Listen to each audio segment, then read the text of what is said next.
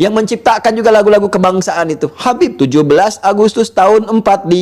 Itulah hari kemerdekaan kita. Hari merdeka, nusa dan bangsa. Hari lahirnya bangsa Indonesia. Itu yang bikin Habib. Habib. Habib Hussein Mutahar. Yaitu adalah sebagian dari beberapa kelucuan tingkah Ustadz Adi Hidayat yang dimana dikagum-kagumi oleh netizen atau umat Islam di Indonesia, padahal dia hanya menjadikan para habaib sebagai tuannya. Tuan apa? Ya tuan. Tuan itu kan harus dibela, teman-teman. Dulu ketika membela salah satu pernyataan bahwa rumah tempat diproklamasikannya kemerdekaan adalah warisan habaib, dibantah oleh ahli sejarah langsung. Dan sekarang bikin pernyataan lagi bahwa lagu 17 Agustus 1945 adalah persembahan atau karangan Habib lagi. Nama lengkap yang sering dikutip adalah Sayyid Muhammad Hussein bin Salim bin Ahmad bin Salim bin Ahmad Al-Mutahar atau Al-Mutahar kalau bahasa Indonesianya. Sekilas terdengar meyakinkan, seolah-olah ada garis nasab yang jelas menuju Pak Alwi, kan gitu kan, dengan bin-binnya itu kan, itu termasuk narasi yang dibangun. Jadi Mutahar ini kalau menurut versinya Habib Tobolowi itu Sayyid Muhammad Hussein bin Salim bin Ahmad bin Salim bin Ahmad Al-Mutahar. Jadi Salimnya itu, bin Salimnya itu 2 kali biar meyakinkan itu. Mungkin maksud tujuannya seperti itu. Namun ya, jika ditelusuri secara serius, narasi ini ternyata rapuh. Rapuh itu. Sumber tertua yang mempopulerkan klaim tersebut adalah situs Kabar Makkah. Terbit Agustus 2020. Nah, itu yang tertua, situs Kabar Makkah.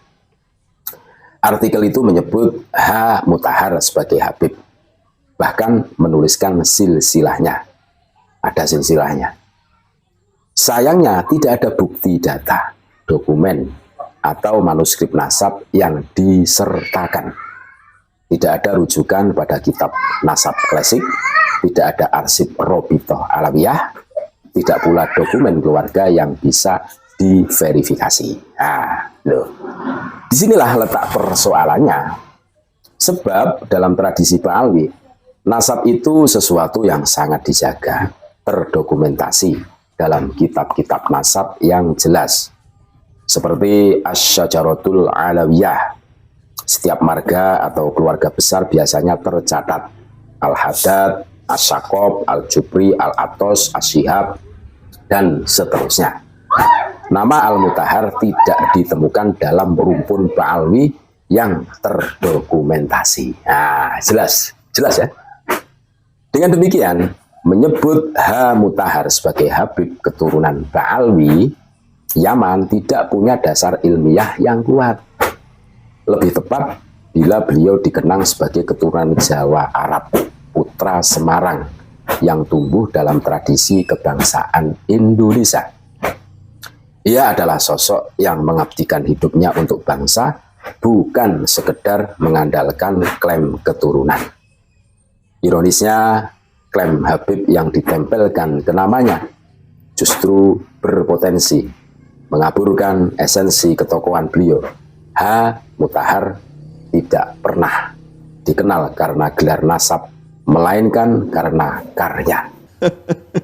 Ternyata kaum Ba'alawi ini ya teman-teman, bukan cuma pinter di dalam ngarang-ngarang cerita khurafat, oknum-oknumnya. Sekali lagi kita sebut oknum, karena tidak semua Habib seperti itu, tapi kebanyakan Habib jago ngarang khurafat. Bukan cuma jago ngarang khurafat ternyata, jago juga ngarang sejarah palsu maksudnya.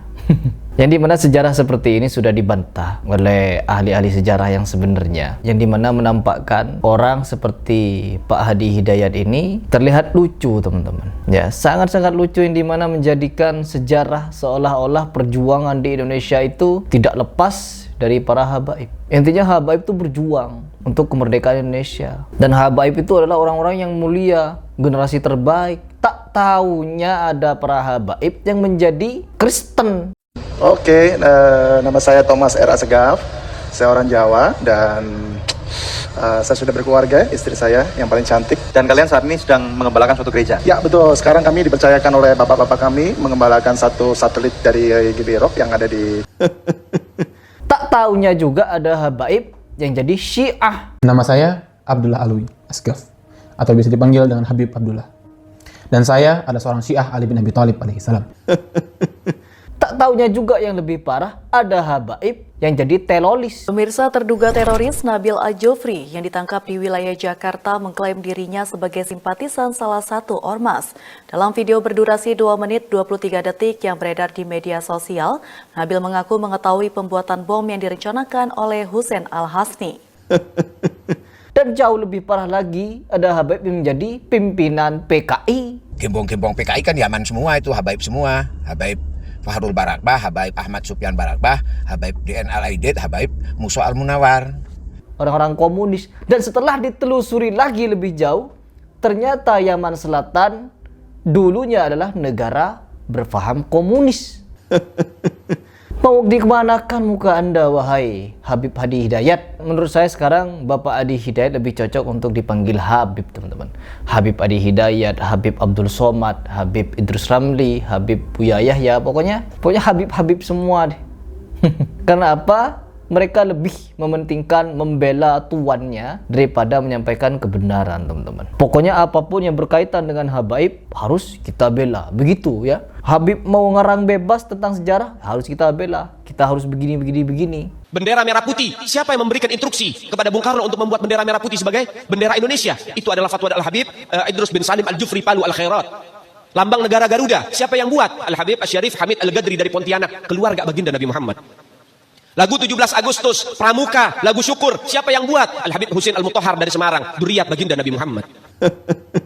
Sampai-sampai Adi Hidayatnya seperti itu. Ustadz Abdul Somadnya sampai mengkomuniskan orang, meyahudikan orang yang tidak percaya kepada habaib. Ini apa namanya kalau bukan ingin ikut serta terhadap peran oknum-oknum Balawi yang begitu banyaknya membodohi umat dengan cerita takhayul dan khurafat. Belum lagi ajaran bid'ahnya. Bid'ah dari Balawi sangat membludak, teman-teman. Dan hal yang paling membagongkan lagi, orang-orang seperti Ustadz Adi Hidayat harusnya ketika melihat berbagai macam penyimpangan, keanehan, ketelenehan, bukan malah berada di barisan itu, tapi membuat jalan kepada umat untuk berhenti ikut ajaran-ajaran sedemikian rupa, mengaku-ngaku sebagai orang Muhammadiyah. Kami dari Muhammadiyah begini. Ternyata setelah ditelusuri, kata Ustadz Zulkarnain Maduri, KTA pun tidak punya.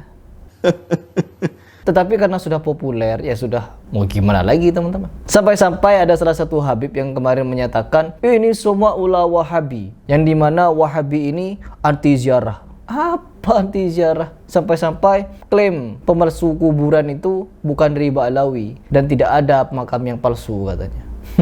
Dan setelah banyak dikonter oleh netizen, oleh konten kreator dan ahli-ahli sejarah, bikin postingan, teman-teman, naik trail.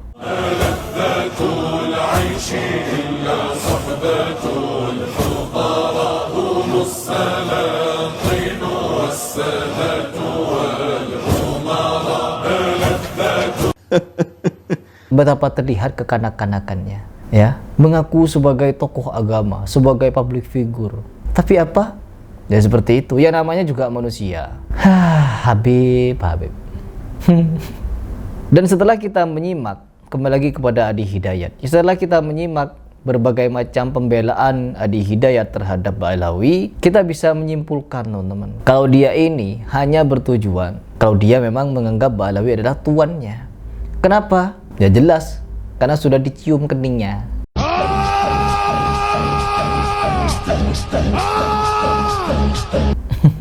Mungkin di bagian ini saya sebagai seorang muslim hanya ingin memberikan peringatan kepada teman-teman sekalian bahwa memang semakin akhir orang pendusta akan semakin merebak, dan orang-orang pendusta itu lahir dari orang-orang yang cerdas, pinter, dan yang jauh lebih berbahaya lagi, mengaku-ngaku itu loh, mengaku cucu Nabi, mengaku pemerdeka negara, mengaku sebagai pahlawan, mengaku sebagai wali. Kurang apa mereka? Ya gak ada kurangnya. kekonyolannya menurut saya. Nggak ada kurangnya kekonyolan mereka. Orang gila jadi wali, orang konyol jadi wali, orang stres jadi wali, ya, orang marah-marah wali, Imam Mahdi, malaikat, ngutus malaikat, ngusir malaikat, jadi Tuhan, menrobuka Habib Fulan. Habib sudah mati di kuburan, yang hidup iktik dihajatina kepada orang yang di kuburan. Intinya membludak kekonyolan yang mereka ajarkan kepada umat Islam di Indonesia. Tapi kenapa? Ya, kenapa mereka semakin jaya meskipun banyak membodohi umat? Ya karena adanya orang-orang seperti Adi Hidayat, Abdul Somad, Buya Yahya dan lain sebagainya, Idrus Ramli, yang dimana mereka ini selalu dan selalu menjunjung, membela dan memuliakan tuan-tuannya. Menurut kalian bagaimana? Silakan komentar di bawah.